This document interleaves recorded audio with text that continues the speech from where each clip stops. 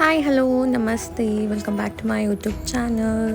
So ಈ video ನಾನು ಕಾರ್ತಿಕ್ ಮಾಸದಲ್ಲಿ ತೆಗೆದಿದ್ದಂಥದ್ದು. ಹುಣ್ಣಿಮೆ ಆದಮೇಲೆ ಒಂದು ಸರ್ಟನ್ ಡೇಸ್ ಆದಮೇಲೆ ಮಾಡಿದ್ರು. ಕಾರ್ತಿಕ್ ಮಾಸದಲ್ಲಿ ಯಾವತ್ತು ಒಂದು ಒಳ್ಳೆ ದಿನ ಸಿಗುತ್ತೋ ಆ ದಿನ ಮಾಡ್ತಾರೆ. ಯೂಶ್ವಲಿ ಪೌರ್ಣಮಿ ದಿನ ಮೊದಲು ಮಾಡ್ತಿದ್ರು ಸಂಜೆ ಟೈಮಲ್ಲಿ.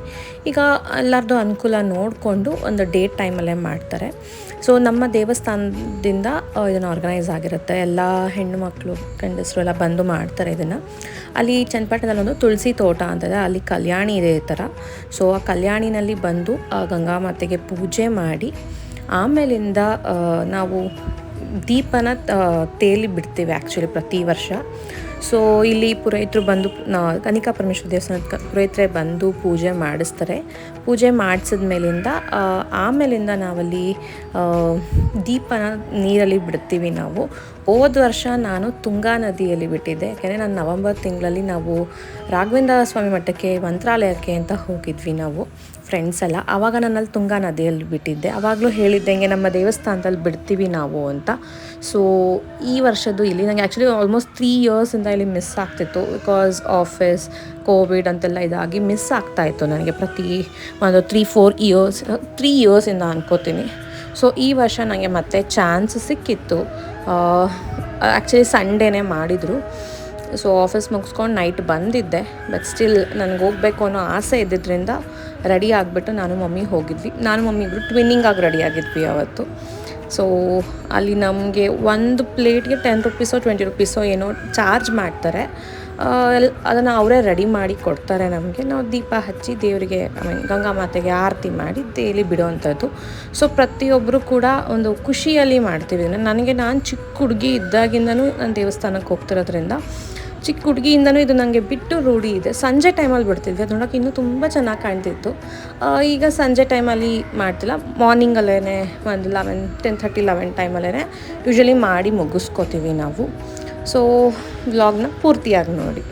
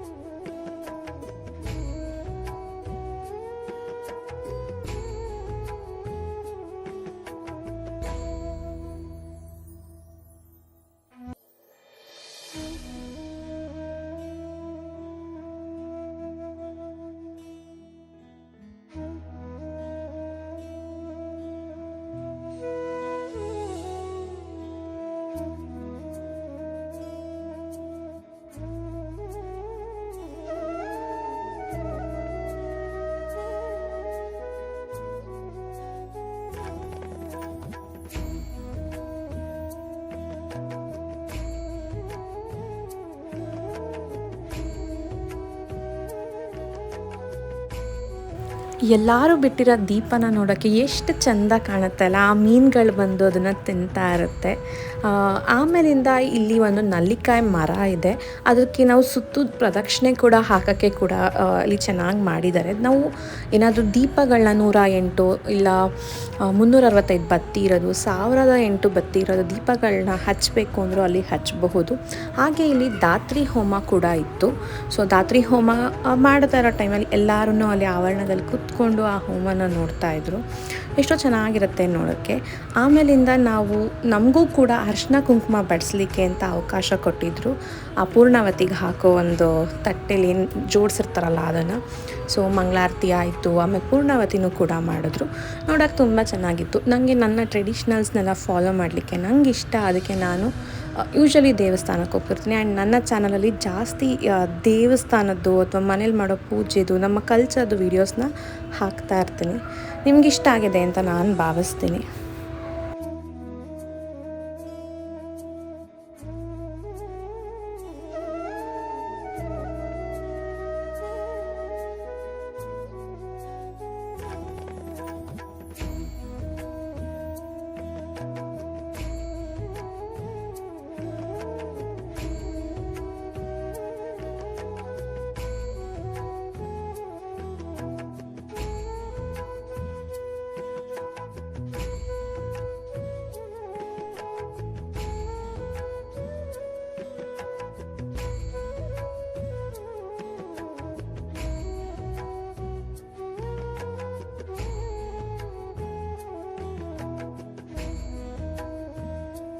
ಮಹಾಮಂಗಳಾರತಿ, ಪೂರ್ಣಾವತಿ ಎಲ್ಲ ಆದಮೇಲೆ ನಮಗೆ ಊಟದ ವ್ಯವಸ್ಥೆ ಕೂಡ ಅಲ್ಲೇ ಇರುತ್ತೆ.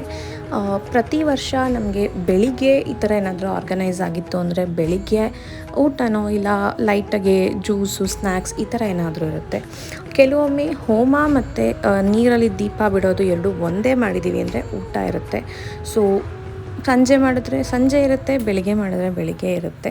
ಯೂಶ್ವಲಿ ಹೋಮ ಬೆಳಿಗ್ಗೆನೇ ನಡೆಯುತ್ತೆ, ಸಂಜೆ ಬರೀ ದೀಪ ಬಿಡೋದು ಮಾತ್ರ ಕಾರ್ಯಕ್ರಮ ಇಟ್ಕೊಂಡಿರ್ತಿದ್ರು. ಸೊ ಇದು ಎರಡು ಒಟ್ಟಿಗೆ ಆಗಿರೋದ್ರಿಂದ ಎರಡು ಬೆಳಿಗ್ಗೆನೇ ಮುಗಿಸಿ ಮಧ್ಯಾಹ್ನಕ್ಕೆ ಎಲ್ಲ ಮುಗಿದಿರುತ್ತೆ. ಊಟ ಮುಗಿಸ್ಕೊಂಡು ನಾವು ನಮ್ಮ ಮನೆಗಳಿಗೆ ಹೊರಟ್ವಿ.